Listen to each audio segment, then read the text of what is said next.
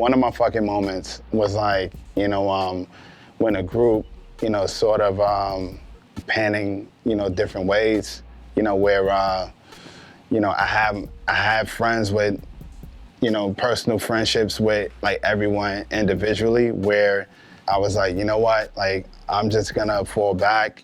I'm gonna do my thing, with Mary Ben Ari and Destroy and Bad Seed.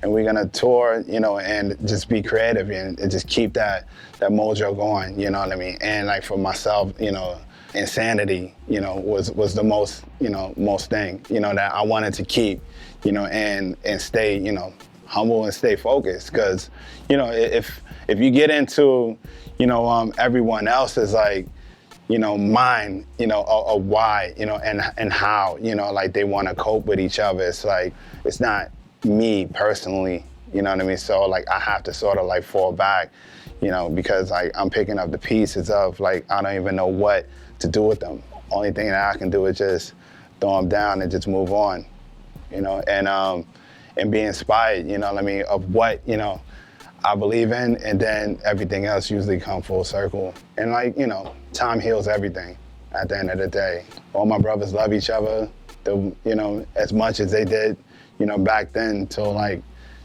at this moment, at this very moment. So yeah, it's been good.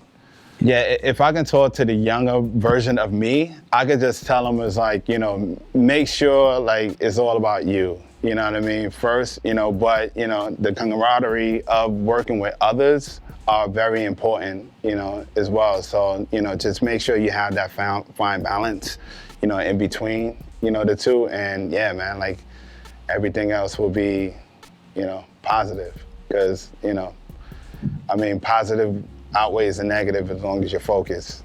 My journey, like coming up, with the X-Men and the Executioners, like, was like us like being challenged to play like in front of like rock bands, and just share the stage with them, where like the crowds are predominantly, Caucasians, that don't really have like the background of hip hop, so like we're going in there with like, just breaks, traditional breaks, but like slice and dicing, doing our thing, and then people are like in front of us, like we killing it, but like people in front of us is like, that's cool and all, but like where's like, Papa Roach, you know what I mean? Like where's like, Limp Bizkit, you know what I mean? Or like Linkin Park, like where's Linkin Park, But like the good thing about it is that we had like these tours where like we'll figure it out from like day one, but like, you know what?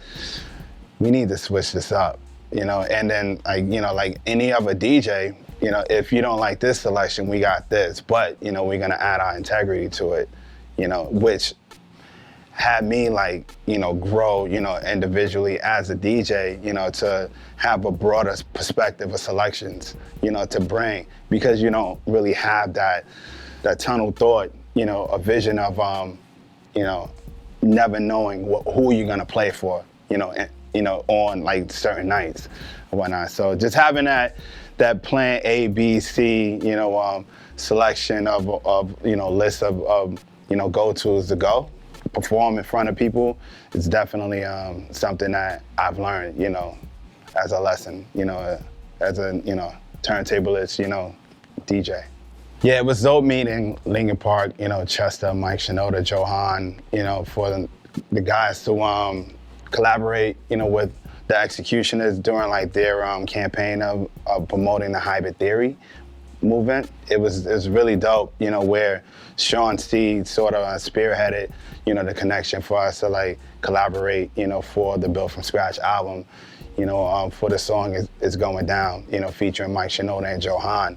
Added so much depth, to what we wanted to do, you know what I mean, on like a broader perspective, and it was a perfect combination, like not only, working with Linkin Park, as a group, but, just them personally, like just the way we all resonated together, to make that happen, man. And, Chester's one guy that's just gonna be sorely missed, what I mean, throughout, overall, like, from the fans to like the people that he worked with, And yeah, he's definitely someone that's like embraced us like tremendously, you know, to you know, make us feel like, you know, like we've you know, achieved to meet like actually, you know, a great artist and a friend. A special moment with me and Chester was us talking backstage for like a half hour, just, you know, speaking about, you know, like our families and just, you know, what actually drive us, you know, to be at that moment, you know, at that special time.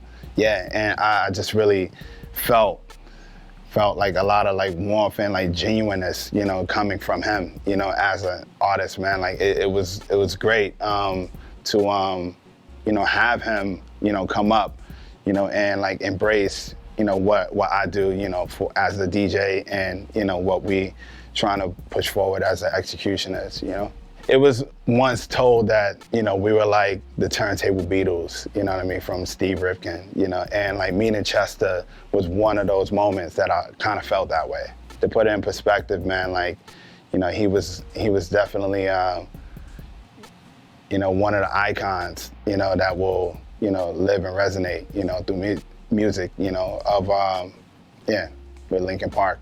Sean C was the guy from Loud Records that brought us onto the label, which, you know, he's actually a partner, you know, of the X-Men, you know, and a co-founder of the X-Men, you know, and brought us onto the label, you know, with Steve Rifkin of Loud Records, man, and yeah, it was dope. Yeah, Steve Rifkin was the CEO and the co-founder of Loud Records.